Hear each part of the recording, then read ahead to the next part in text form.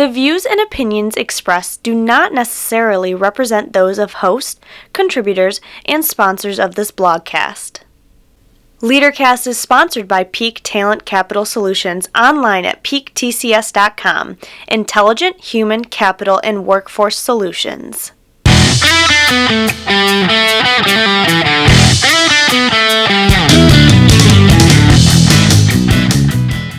Our guest today, Melissa Furman, is the Assistant Dean of the James M. Hull College of Business at Augusta University, and as you will hear, epitomizes passion, purpose, knowledge, and most importantly, the action mindset that contributes greatly to success in business and in life.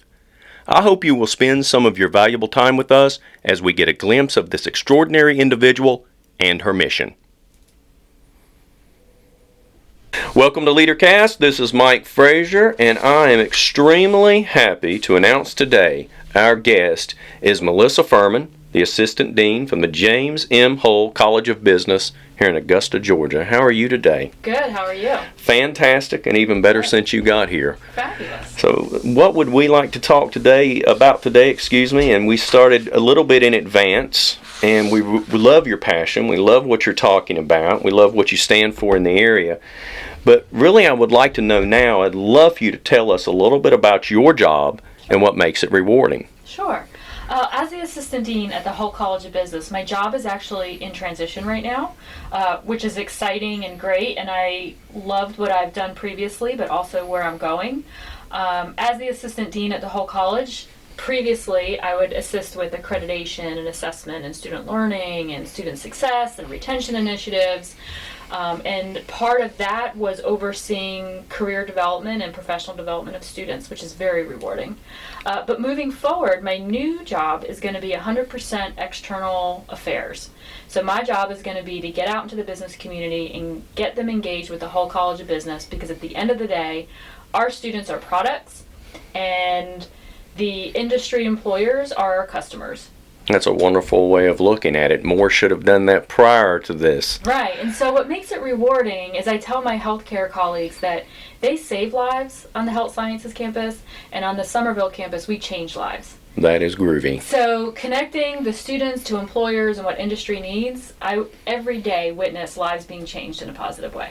Well, that's wonderful, because there's quite a bit of disconnect. I'm Absolutely. certain that you run into it, as we do, but the disconnect really needs to be addressed now that employers are trying their hardest to move. They're trying to grow, and you can't grow without talent. Right. Talent, no matter what business you're in, is what makes it run. Right. So it's my pleasure to talk to someone like yourself who understands that. Absolutely. And can communicate it to local employers. Right.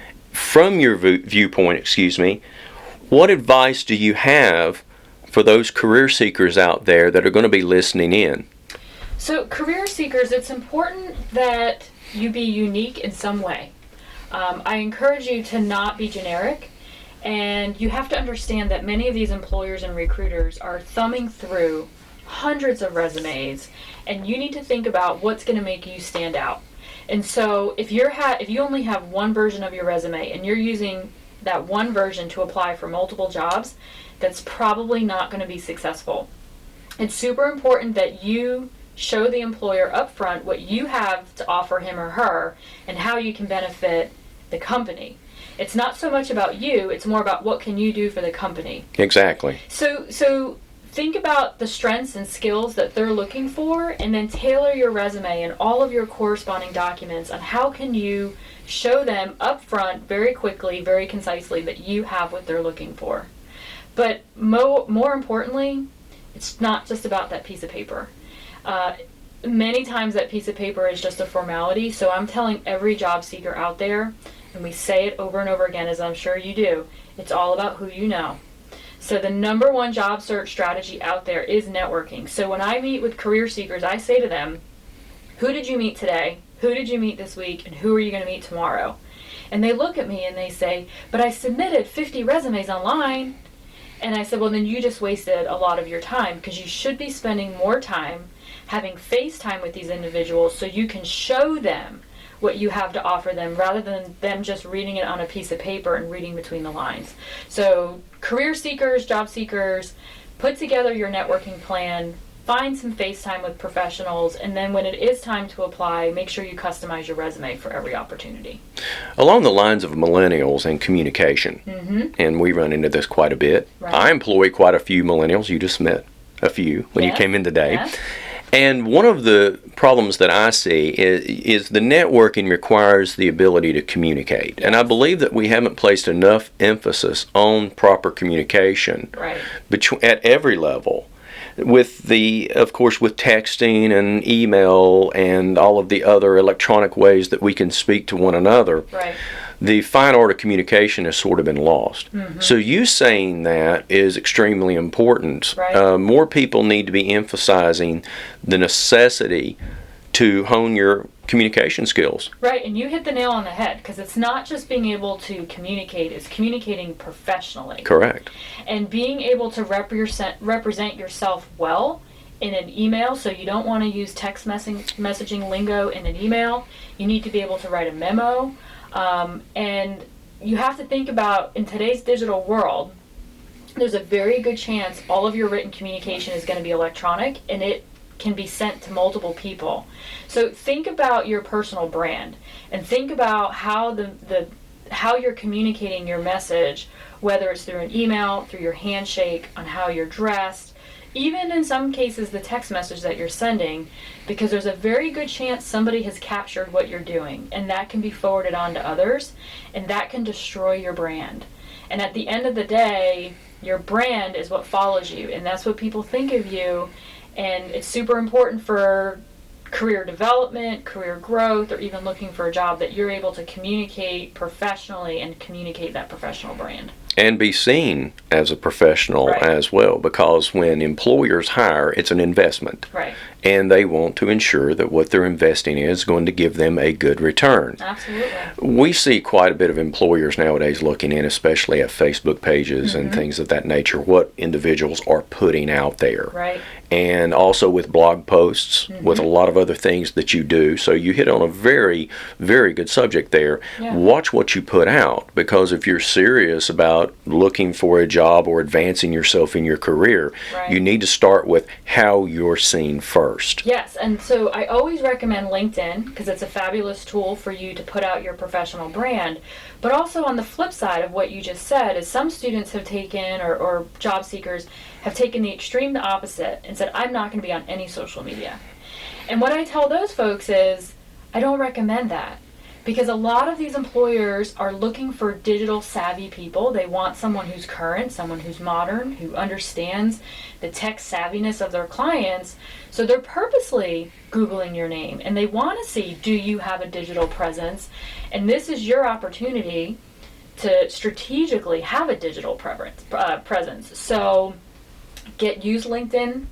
Use different portfolio softwares out there where you can strategically have your digital presence and not just rely on the passive, Facebook, or set all of your settings.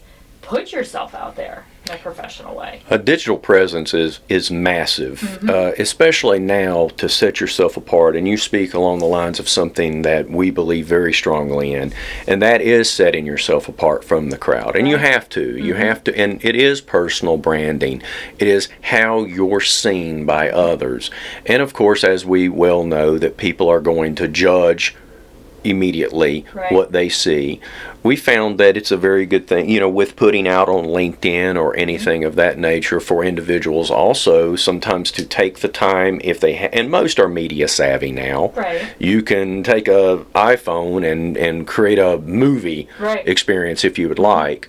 Well, if you have a passion, or you're passionate about something, or you have a portfolio, but especially if you're a fantastic communicator, which is necessary for a tremendous number of jobs that we find, communicate. Let someone else see that. Video yourself engaged in some type of dialogue with yourself or with someone else. Let someone see what you're capable of bringing. And that takes it beyond the piece of paper, because at the end of the day, the employers are wishing to hire people, not paper. That's great. So we like that. So I tell job candidates and students all the time, you only have one opportunity to make a positive first impression. And that first impression could be the result of a Google search, That first impression may be the voicemail message on your cell phone when they call you for an interview. That first impression may be them looking at your interview or your cover letter. So what does that say about you? And if you don't have that positive first impression, you lost that opportunity. So use it to your advantage and maximize it. I'm going to throw in email address on that as well. Yes, email address, or even screen names that you use. Yes. So, but with that being said, we may have some older listeners listening in as well, and I tell them to be careful with their email addresses, including their birth dates. Oh, yes. I've seen a lot of them will put like their day, the month, the year that they were born, and their initials. And you want to be careful of that, because there are some perceptions out there of older populations as well. And so you, again, want to manage your image and manage your brand. No doubt. Wonderful. Mm-hmm. That leads us into another question I have, and I would love your insight on it. What advice do you have for employers on their hiring process? What issues are you watching right now, or are you seeing that may be inhibiting or preventing employers from getting the best talent they need? Sure. Employers, you must be thinking about the millennial generation and the millennial characteristics and thinking through your hiring process. You have to have an easy hiring process in terms of easy for them to find your jobs. If they have to click more than 3 or 4 times on your website to actually get to the job posting, you've lost them. You also need to be thinking about how your job descriptions are written. A lot of companies out there use acronyms, they use different internal lingo, and job seekers just don't understand that. And you have to be thinking about your job descriptions and your postings as a marketing campaign. How can you sell this opportunity? Because the millennial generation, they're very consumer savvy. And they want to know, how can I fit into this opportunity? So if you're trying to get their attention, you need to rethink how you're posting it, where you're posting it, where are they at, how are they going to see it. And 99% of the time, they're going to be looking at your job posting via their phone. So if you have a website where you're posting a job, pull it up through your phone, and what does it look like? Do all the buttons work? Can they quickly click to apply? They're very impulsive, and if you get their attention now, they need to be able to apply now. So make it be an easy process for them to apply. Make it seamless. Seamless, attractive, very phone friendly. And we found too that with millennials especially, but I know this, I'm not a millennial, but this fits me as well. I need to have a higher purpose attached to something. I found though that and that is one of the, I can relate to that with the millennials because it's actually what helped create all of the things that I do, a higher purpose. And they love to see that. With a lot of the employers, we found that if you don't speak about branding, well, employers need to brand themselves just as much as candidates do, because a lot of you are trying to hire the same people, and they need to be able to come in and look at you beyond just where you're located, like a Google map.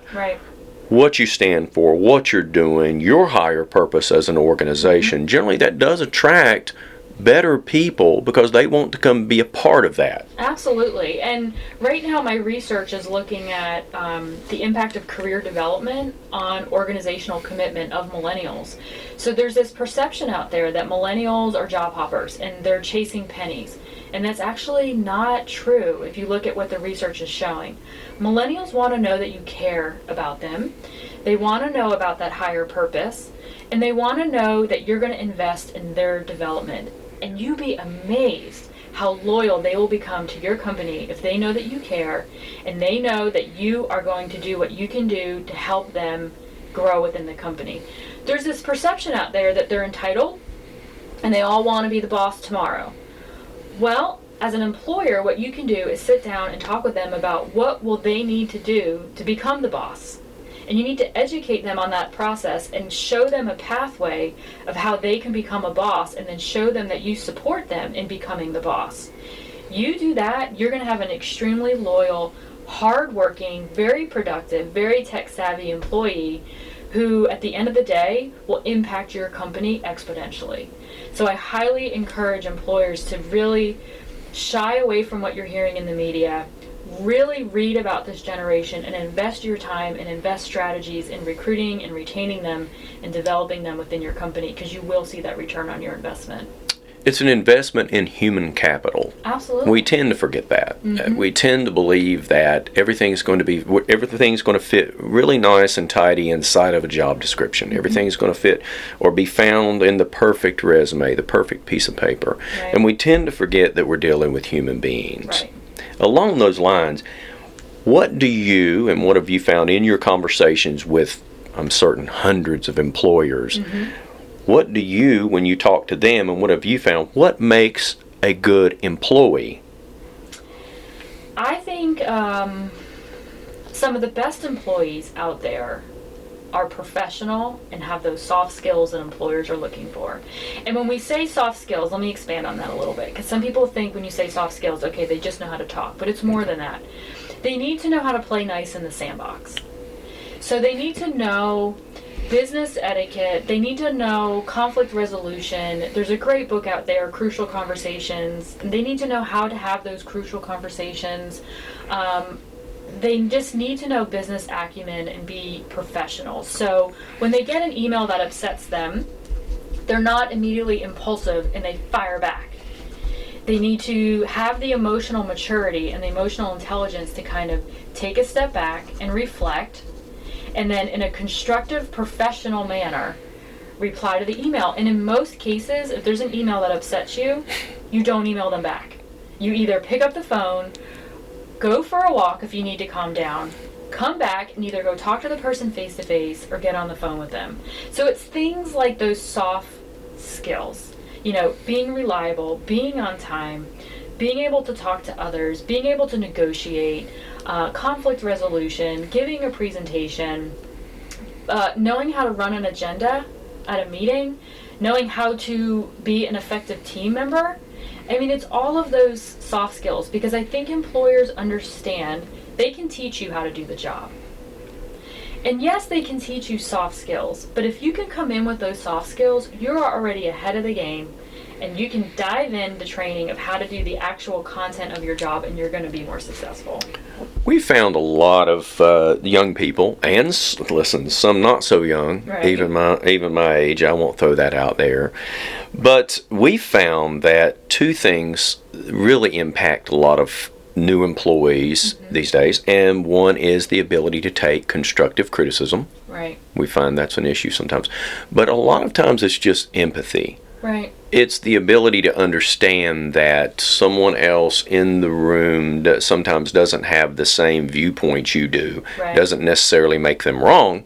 They just don't have the same viewpoint. Right. You've got to also be able to understand their role. We have that here. Not everyone's role is the same. Right. And to be able to understand when someone, well, she doesn't look busy. Why am I so busy? Why is she not doing anything? You'd be surprised, and this is always funny. I've found this out when we've had a little bit of transition over the years, or I try to cross-train as much as I can, set someone in someone else's role for a day, Right.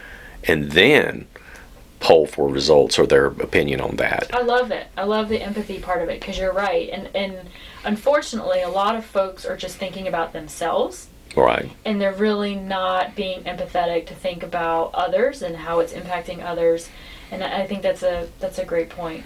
Well, but I do think it takes a certain level of emotional maturity, though, and I think that's what's lacking across multiple generations. Is people are so busy, so high strung, like their brain is always going all the time, that they have a hard time just reflecting and just taking a step back, taking a deep breath, and saying, is this what I want to fall on my sword about? Is this something really worth fighting? Is this something worth hurting my brand or my reputation over? And I think people are just very quick to respond, and they need to learn to just take a step back. Stop and reflect. It's be empathetic. Understand those around you. Right. And contribute. But I think it takes some time. I mean, it does. I think about my 20s, and I have grown so much in the last 10 years. And when I was in my 20s and people told me that, like, what's that book? You need to do something for X amount of hours before you're considered an expert. I never believed that. But now, being where I'm at in my career, I totally get it. I mean, there are so many situations that happen daily or I coach people on, and I chuckle because I said, oh my gosh, 10 years ago, I would have reacted completely differently, and I'm so glad that I now have that maturity. But with that being said, I also have a supervisor who's probably 20 years older than me, and he's even refined it even more. And so I watch how he reacts to things and how he handles things, and I say, man, it's only going to get better, and I'm going to learn this maturity thing. I'm going to get it. I'm going to be a better professional because of it. Well, that's is part of growing. It is part of, and we do develop that. As before we started this conversation we're having now, you and I were discussing. I was telling you about my younger years and the processes and coming through, and some very key, the economic downturn in 08 and on forward changed the way it made me stop and reflect a little more, and also spend a little bit more time on getting myself prepared for the next chapter of my journey. One of the things that I work a lot with folks on is the ability to overcome failure. Yes. You can read as many things. You log on to LinkedIn. I'm famous for this. I love to post quotes. Yeah. And I love anything around use failure as fuel or fail forward and all of these things. It's easy to say. Right. It's easy for me to put a graphic out on, and I don't know if I've never attached a selfie to it because I didn't want to scare people away, but I love those quotes though. Some of them they're fantastic. They are. Like, there's something about failure is where opportunity meets. Right. I don't even know exactly. But it's great. But we have a issue. And it is across all generations now, with the ability to bounce back from failure. And what we see as failure, what we internalize as failure, because we've found that different mindsets give us different versions of just how deep is that failure. Right. So that is one of the things we find that, and when I work with young people, I'm surrounded by millennials, and I'm happy for it due to the fact that maybe I do have to work just a little bit harder on the soft skills, but the creativity is through the roof. And that's what we require. Well, and that's what I put back on the managers too. You have to create a failure-friendly environment. Because this generation, especially the millennials, they didn't fail a whole lot. Everybody got a trophy. And everybody got recognized, and everybody moved forward and didn't stay back in grades like during our time when they did. And I tell the managers, you need to embrace failure. And they said, well, how do I do that? And I said, well, number one, when you fail, recognize it. So when I do something wrong or I fail, I tell my team, I failed, or I did this wrong, but I show them and I model for them how I move on and I move forward. Then also when they fail, don't reprimand them. Take the time to sit down with them and reflect with them as to what happened and what can you do differently moving forward. And have other people help them in a team setting to work through that. But it's important. I believe what is a big part of self-esteem is accomplishment. Right. And you can't accomplish if you're not learning from your mistakes. And we've got a little rule around here. People think I'm crazy, but I'll even ask, and I'll come in some days and I'll say, all right, let's see how many times we can fail today. Right. Because if we're failing at something, it means we're trying at even more, which I really like that. And I know it's kind of weird, but that's cool. Yeah. Well, it brings me to one of them. I'm very curious. What got you here? What got you to where you are at your point in your career? As you look back, what was important to your success in getting you to where you're now able to give all this wonderful advice? Yeah, I've actually reflected on this recently. Lovely. Because I've had an interesting career journey. So I went to a small liberal arts private school in rural Pennsylvania. I'm from New Jersey. I initially went to college for a degree in math. Changed my major to psychology, getting ready to go to a doctorate program right from undergrad. And I said, you know what, I'm just not sure exactly what I want to do. So I moved to Atlanta.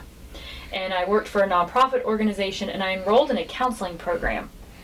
And the counseling program I went into because I thought I wanted to help people, which now as a professional in my area, when students come in and say, I want to help people, I love that they say that, because I say, let's talk about that. Because what does that actually mean?